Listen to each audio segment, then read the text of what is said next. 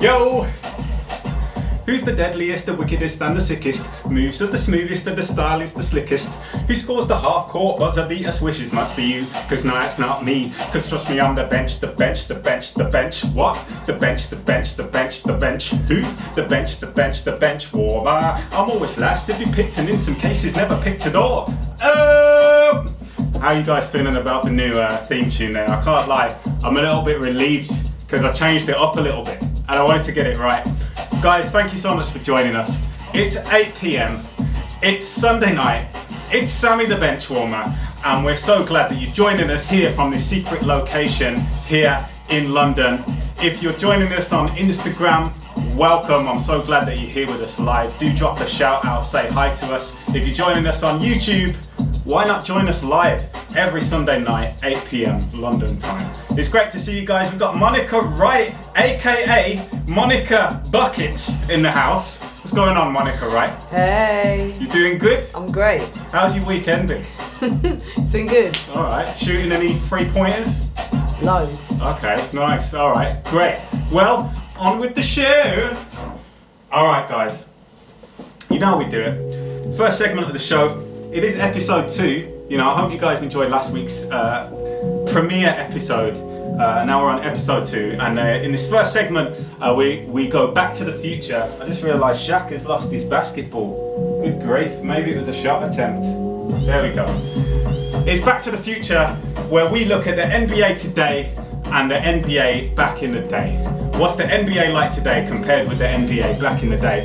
Earlier in this week, you guys might have missed this story. It was very early on in the week, but we saw a story where Kyrie Irving's trade over the summer, which puzzled many people. It was a very strange trade. It came out of nowhere. He didn't want to play with LeBron James anymore. A little bit bizarre.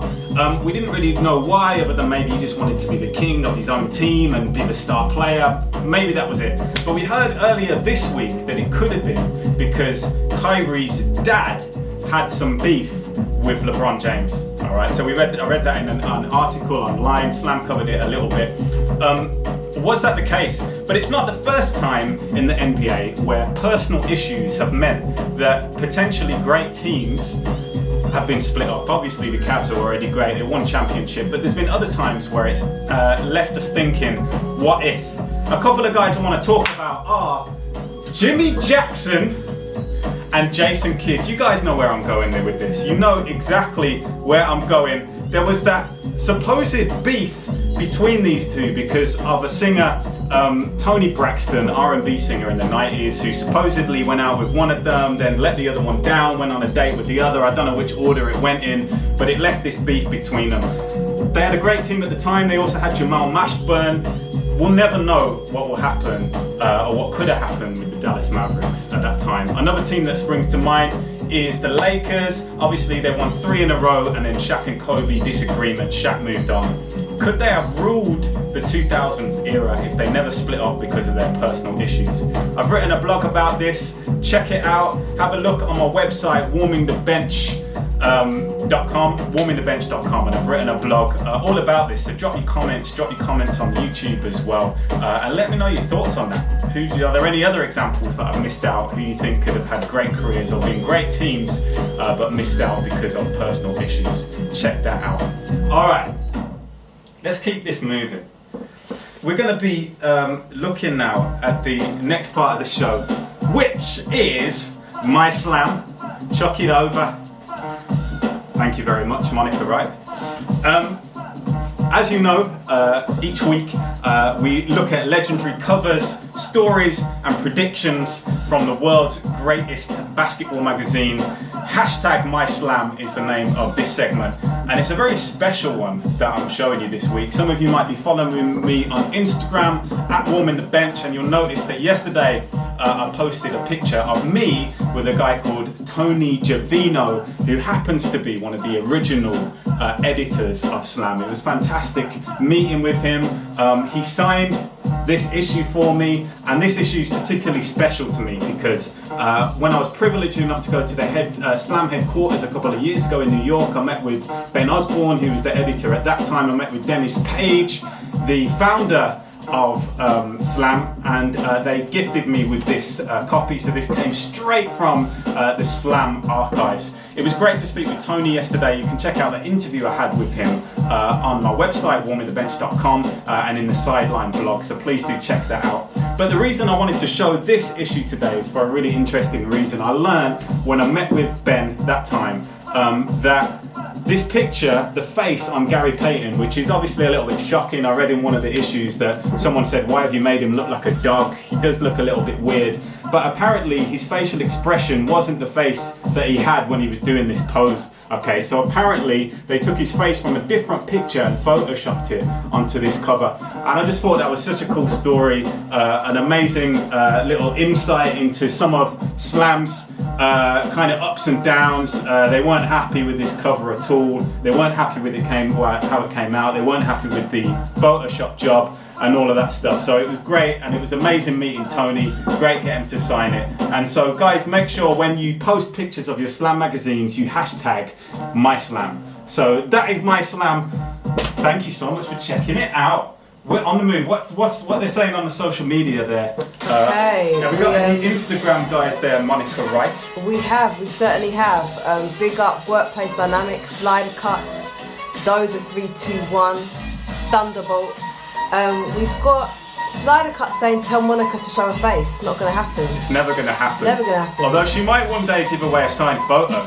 Maybe. You know what? I might. Next week, I'm going to show you guys what Monica Wright looks like. How about that?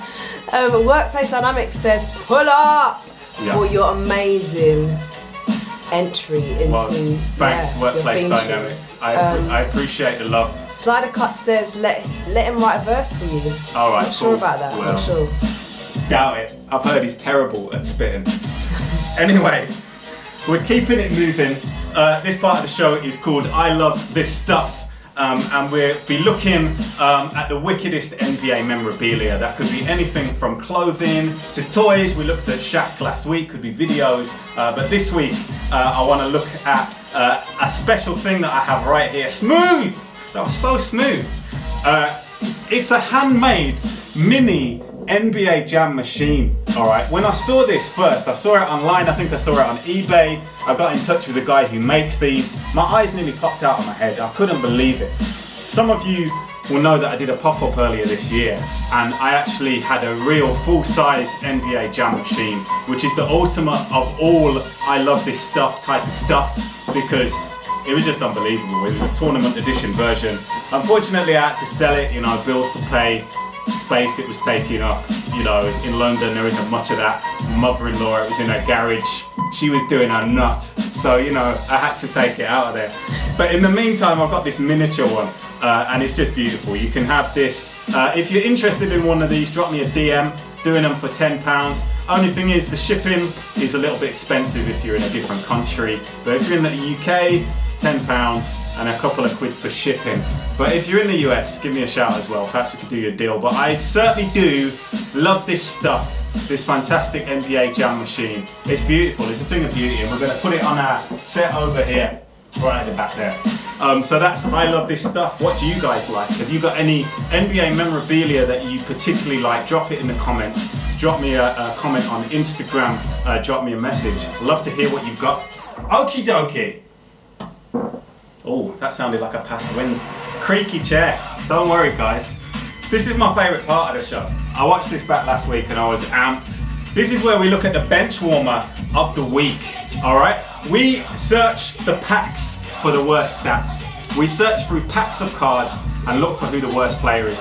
I'm a little bit nervous about this week because when I've opened this before, Skybox inaugural edition, it's from 1990, slightly before the time that I really got into the NBA. I was more like 93, 94, and so I hadn't heard of a lot of the players. So I hope I don't make myself look like too much of a donut by actually not knowing who any of these players are. Do you know what I mean? So we shall see. We're opening it. This pack has never been opened since, well, it's just never been opened. I don't know when I was going to say since. Alright, who we got here? See, I've already not heard of these people, but it might be hard to find a bench warmer. I want you guys to drop in your comments who you think the bench warmer is in this pack. Either the person you never heard of, or the people with the worst stats. This guy is called Wayne Cooper. Wayne Cooper. All right, I'm always a little bit suspicious of people called Wayne. So, you know, Wayne Cooper we got there. This guy I do not think is the bench warmer, this next one. We have Orlando Woolridge. I don't know why, I've heard his name a million times, but Orlando Woolridge. I'll need those cards back, by the way, Monica, right? This one is definitely not the bench warmer. Terry Porter, you know, he's a great player. I posted a picture of him on my Instagram the other week. John Stockton, he's not the bench warmer. John Stockton is not the bench warmer. I'll tell you that from now. He's a flaming legend, mate. Gerald Wilkins, he's not the bench warmer, partly because of his brother, but he was actually a decent player. Tom Hammonds, I've never heard of him. Perhaps I'll keep hold of the ones that I think might be the bench warmer. How about that, Monica, right? Yeah? Or you keep hold of them? Sure. Alright. Dennis Hobson, I've never heard of him neither. Could he be the bench warmer? Who else we got? There's too many here. Horace Grant, he's not the bench warmer. I'm just going to chuck him. Jeff Turner, he might be the bench warmer. I'll put him here. Sean Elliott, he's not the bench warmer. He's a great player. Roy Tarpley, we'll keep hold of him. Tom Chambers is not the bench warmer, so we'll get rid of him. Checklist, boring. Richard Anderson, whoops, he might be the bench warmer. James Edwards, he's not the bench warmer. Alright, so we've got a couple of guys here. Let me pick up these guys, and then I think there's one more over there. This one. Not Terry Porter, Wayne Cooper. What do you think, guys? So, we have got Wayne Cooper, we've got Tom Hammonds, we've got Jeff Turner, and we've got Richard Anderson. Who do you guys think is the bench warmer? I usually go by points. On here, they do per 48 minutes. So whoever's got the lowest points per 38 minutes is going to be the bench warmer this week. Have we got anyone, Monica, right, who wants to make a guess? Workplace Dynamics has made a guess. They've said Orlando. Okay, they think, no, not Orlando. He's not the bench warmer. He was a great player. Sorry, Workplace Dynamics. Let's see who we got. We've got per 48 minutes. Let's restart this tune, by the way. Per 48 minutes, Richard Anderson has got 18.3 points. Man, this guy was legit. That can't be right. Maybe it is. Alright, this is per game. So points per game for Tom Hammonds, 19.1, 13.3 for this guy, and then 12.2 for this guy. So Wayne Cooper, as I said, I never really trust people called Wayne, is the bench warmer. The first person to comment with a basketball will get sent the bench warmer of the week, Wayne Cooper, sent to your doorstep. Who's got it? Have we got anyone? I'm looking. You got a comment with the basketball emoji. I love this game, UK. You're the first to get there. Shout out to Congratulations. I love this game, UK. Oh, we were closely followed by the boy named Crow and Workplace Dynamics. Sorry guys, too slow with the thumbs. Well done, guys. Shout out boy named Crow as well. Well done, you guys, for participating. Our bench warmer of the week is Wayne Cooper. I love this game, UK. You'll be getting this to your doorstep, and so please DM me your address and I'll get it sent over to you. Guys, thank you so much for tuning in this week. It's been fantastic having you guys join us. Please do follow me on Instagram if you're not already, at Warming the Bench. Follow me on YouTube. You can subscribe via my website, warmingthebench.com. You see Benchwarmer TV. You'll find the details of how you can subscribe.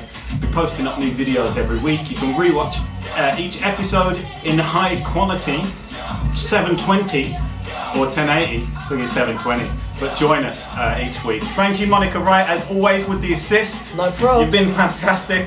And then is anyone you want to shout out just as we end the show here, Monica Wright? Shout out this boy named Crow, he's loving it. Workplace Dynamics, Slider Cuts, LaQuena. Yeah, thanks everyone for listening. Big shout out to you guys for joining in. Make sure you do connect on the YouTube, check out the website, tune in next week. We'll be here at 8 p.m. And we'd love to see you guys.